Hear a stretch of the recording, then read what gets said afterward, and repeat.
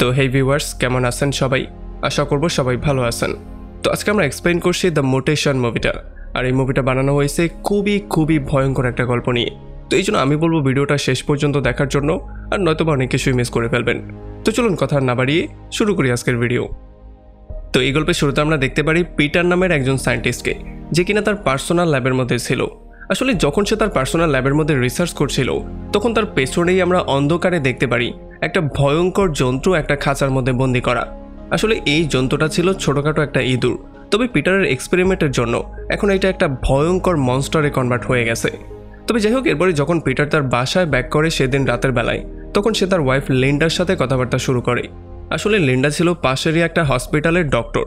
আমরা দেখতে পারি তারা গভীরভাবে দুজন কথাবার্তা বলে, আর এই কথাবার্তার মধ্যে তাদের দুজনেরই চেহারার মধ্যে আমরা একটা চিন্তার ছাপ দেখতে পারি। তবে তখনই লিন্ডার কাছে একটা কল চলে আসে, আর তাকে দ্রুত ইমার্জেন্সি হসপিটালে যেতে হয়। এখন লিন্ডার চলে যাওয়ার পরে পিটারও খাবার দাবার শেষ করে তার পুরো রিসার্চটাকে কমপ্লিট করার জন্য আবারও তার ল্যাবে ব্যাক করে। তবে ল্যাবের মধ্যে আসার পরেই সে পুরোপুরি শকড হয়ে যায়। সে দেখতে পারে যেই খাঁচার মধ্যে সে সেই ইঁদুরটাকে বন্দি করে রেখেছিল, এখন সেই খাঁচাটা পুরোপুরি খালি হয়ে আছে। এটা দেখার পরে সে প্রচণ্ড ভয় পেয়ে যায়। এই জন্য সে তার গানটা বের করে নেয় দ্রুত নিজের সেফটির জন্য। তবে তখনই সেই ইঁদুরটা তার সামনে চলে আসে। যদিও প্রথমে পিটারের মনে হয়েছিল এই এক্সপেরিমেন্টওয়ালা ইঁদুরটা তেমন কিছু করতে পারবে না, এই জন্য সেই ইঁদুরটার উপরে আক্রমণ না করে তাকে বোঝানো শুরু করে। তবে পরবর্তীতে এই ইঁদুরটা তার উপরেই আক্রমণ করে দেয়, আর কয়েক সেকেন্ডের মধ্যেই তাকে সেখানে শেষ করে দেয়। তো এরপরে পরদিন সকালবেলা আমরা অ্যালেন নামের একটা বায়োলজিস্টকে দেখতে পারি, যার কিনা তার ওয়াইফের সাথে প্রচণ্ড ঝগড়া হচ্ছিল। আসলে ঝগড়ার মাত্রা এতটাই বেড়ে যায় যে একটা পর্যায়ে তার ওয়াইফ ঘর ছেড়ে চলে যাওয়ার সিদ্ধান্ত নেয়। তবে যাই হোক, এরপরে অ্যালেন রেডি হয়ে বেরিয়ে যায়, আর তার পার্টনার জুলিকে নিয়ে সে চলে আসে পিটারের ঘরের সামনে, যেখানে সে দেখতে পারে পুলিশ তদন্ত করছে। আসলে অ্যালেন আর জুলিকে এই কেসের মধ্যে পুলিশ এক্সপার্ট রিসার্চের জন্য ডেকেছে, কারণ তাদের এই লাশটা থেকে সন্দেহ হয়েছে যে এখানে ভয়ঙ্কর কিছু একটা আক্রমণ করেছে। আর এরপরে যখন অ্যালেন এসে পিটারের লাশটাকে দেখে, তখন সে পুরোপুরি শকড হয়ে যায়।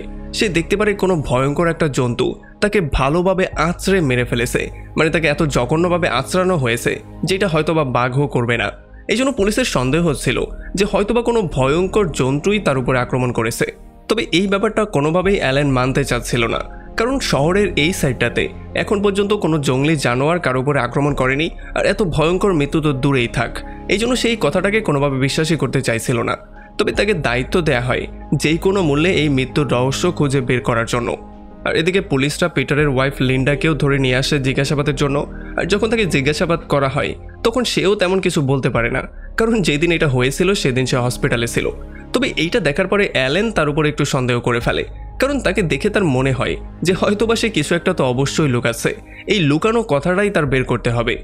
তো এরপরে রাতের বেলায় আমরা একটা ডান্সার মেয়েকে দেখতে পারি, যে কিনা তার কাজ শেষ করে প্রতিদিনের মতো একাই বাসার দিকে ব্যাক করছিল। প্রতিদিনের মতো আজকেও সে একটা অন্ধকার গলি দিয়ে যাওয়া শুরু করে। তবে আজকে সে একটা ভয়ঙ্কর শব্দ শুনতে পারে, আর এই শব্দ শোনার পরে যখন সে পেছনের দিকে তাকায়, তখন সে দেখতে পারে একটা ভয়ঙ্কর জন্তু তার পেছনে দাঁড়িয়ে আছে।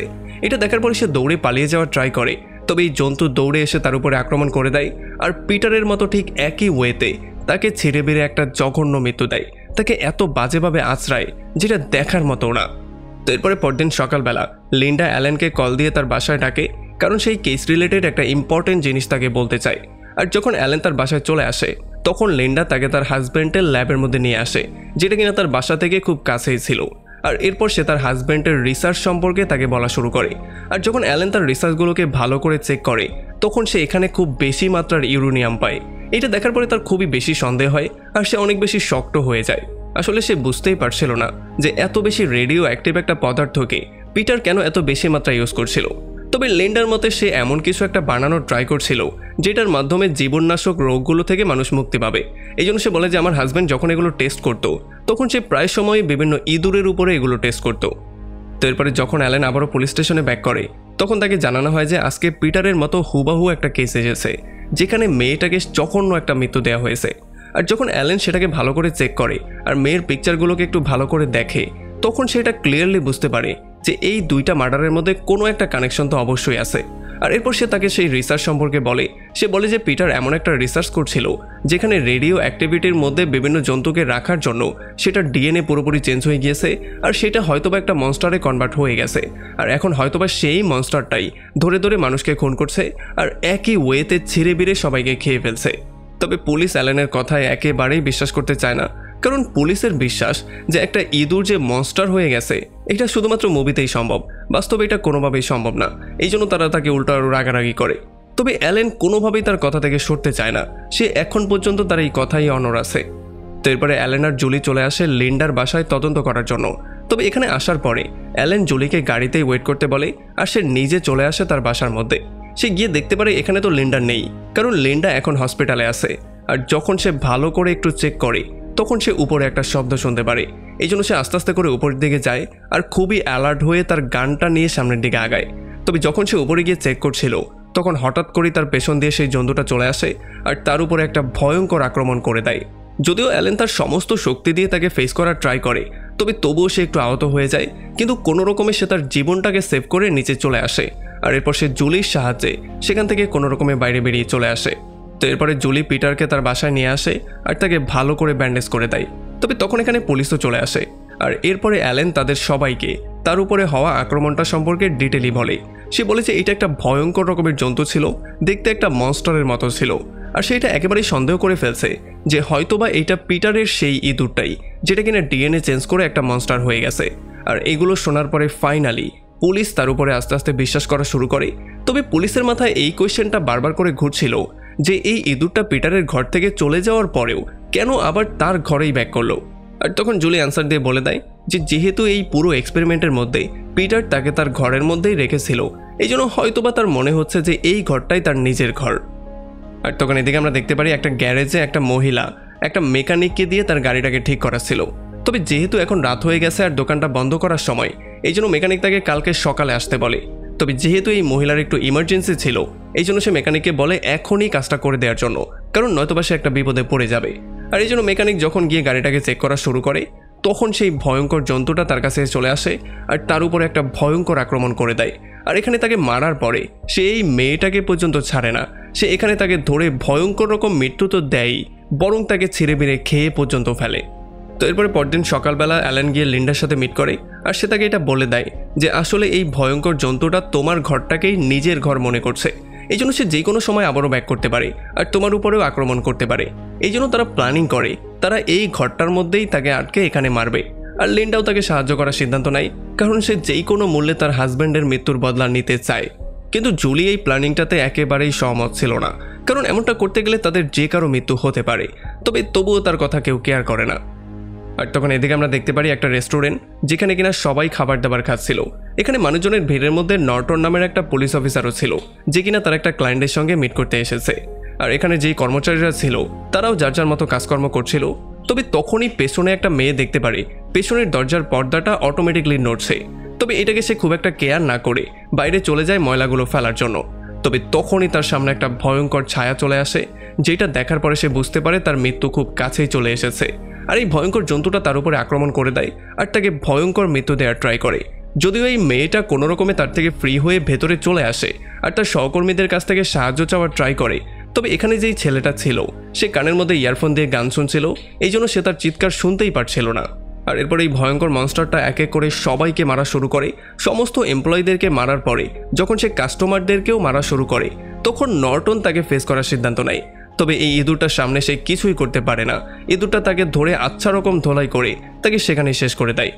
আর তখন এদিকে আমরা দেখতে পারি অ্যালেন আর লিন্ডা এই ইঁদুরটাকে ধরার জন্য একটা প্ল্যানিং করছিল, যেখানে দুইটা পুলিশ অফিসার চ্যাম্বার্স এবং ম্যাকিনা এবং জুলিও তাদের সঙ্গ দিচ্ছিল। তারা যে যার অস্ত্র বানিয়ে ফেলে আর এরপর তারা রেডি হয়ে যায় সেই ভয়ঙ্কর জন্তুটাকে মারার জন্য। যদিও এখানে অ্যালেন একটা কেমিক্যাল বানিয়েছিল, যেই কেমিক্যালটার সাহায্যে তারা সেই জন্তুটাকে মারবে।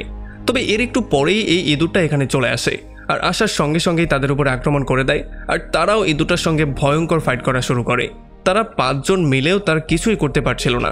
সে পুলিশ অফিসার চেম্বারকে ধরে টেবিলের উপরে জোরে একটা আছাড় মারে আর মেকিনা ও জুলির উপরেও প্রাণনাশক আক্রমণ করে। তবে কোনো রকমে তারা নিজেদের সেভ করে ফেলে। আর এদিকে যখন অ্যালেন তাদেরকে সাহায্য করতে যাচ্ছিল তখন লিন্ডা তার সামনে এটা খোলাসা করে যে তার হাজব্যান্ডের রিসার্চের সঙ্গে সেও জড়িত ছিল। সেটা খুব ভালো করেই জানতো যে এই ইঁদুরটা একটা ভয়ঙ্কর মনস্টারে কনভার্ট হয়ে যাবে আর সে মানুষের জীবন নেবে।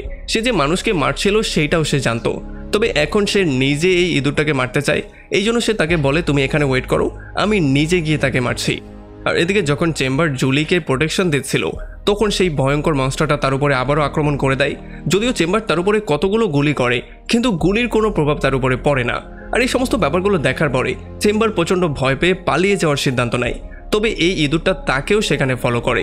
এরপরে চেম্বার দৌড়ে চলে আসে পিটারের সেই ল্যাবের মধ্যে। এখানে এসে সে সেই খাঁচাটার মধ্যে লুকিয়ে পড়ে। তবে একটু পরে সেই মনস্টার এসে তাকে সেই খাঁচার মধ্যেও আক্রমণ করে দেয়। আর ফাইনালি বেচারি চেম্বারকেও সেখানে তার জীবনটা দিতে হয়। যদিও পেছন থেকে এই সমস্ত ব্যাপারগুলো লিন্ডা দেখছিল, তবে সে কিছু না করে সেখান থেকে ভয় পেয়ে পালিয়ে যায়।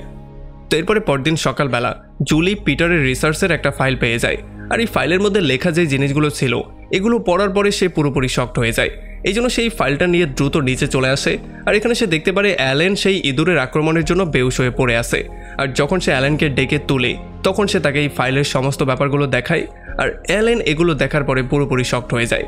সে দেখতে পারে যে পিটার যে ইঁদুরটার উপরে রিসার্চটা করছিল এইটা আসলে করছিল লিন্ডার একটা কাজের জন্য। আর এই জন্য ফাইনালি লিন্ডা এসে তাদের কাছে সমস্ত সত্যিটা বলে দেয়।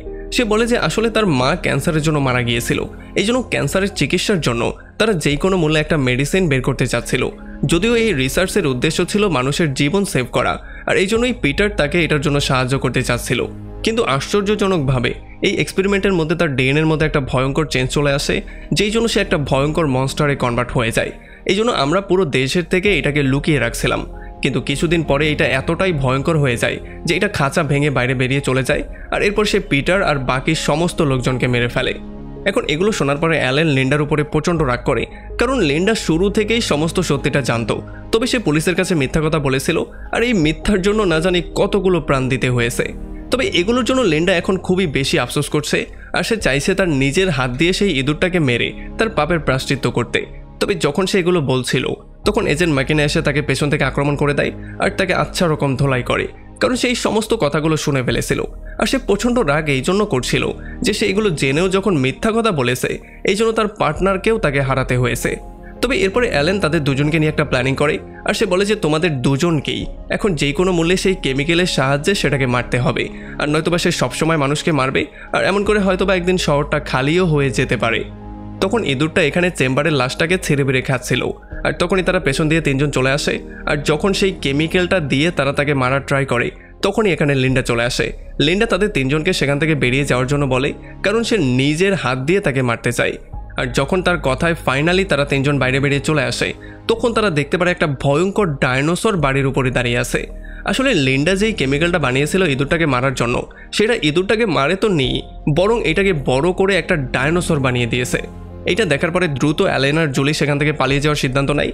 তবে ম্যাকিনা তাকে ফেস করার সিদ্ধান্ত নেয়। ম্যাকিনা যখন তাকে গুলি করছিল তখন এই গুলির কোনো প্রভাব তার উপরে পড়ছিলই না, আর এই জন্য ফাইনালি সেই ডাইনোসর এসে তাকে পুরো কাঁচা চিবিয়ে খেয়ে ফেলে। এরপর সেই ডাইনোসর অ্যালেন আর জুলিকেও খাওয়ার জন্য দৌড়ানো শুরু করে। তবে হঠাৎ করেই সে একটা ভয়ঙ্কর ব্যথা অনুভব করা শুরু করে, আর একটা চিৎকারের মাধ্যমে সে ফেটে একেবারে টুকরো টুকরো হয়ে যায়। এটা দেখার পরে তারা কোনো রকমের স্বস্তি পেলেও যখন তারা সেখান থেকে চলে যাওয়া শুরু করছিল তখন তারা লিন্ডার ঘর থেকে আরও একটা ভয়ঙ্কর শব্দ শুনতে পারে। এটা শোনার পরে তারা পুরোপুরি শকড হয়ে যায়, কারণ তারা এটা বুঝতে পেরে গিয়েছে যে আসলে সেখানে একটা ইঁদুর ছিল না, এক্সপেরিমেন্টওয়ালা আরও অনেকগুলো ইঁদুরই সেখানে আছে। আর এমনই একটা ভয়ঙ্কর পয়েন্টে এই পুরো মুভিটা এখানে শেষ হয়ে যায়। তো আমাকে কমেন্ট করে জানান, যদি এমন ভয়ঙ্কর একটা ড্রাগন আপনার উপর এসে আক্রমণ করে তাহলে আপনি কি নায়কের মতো তাকে ফেস করবেন, নাকি ভিলেনের মতো পালিয়ে যাওয়াটাকেই শ্রেয় মনে করবেন? যাই হোক, ভিডিও ভালো লাগলে অবশ্যই একটা লাইক করবেন, আর যদি এখনও আমাদের চ্যানেলটা সাবস্ক্রাইব করে না থাকেন তাহলে প্লিজ করে ফেলুন।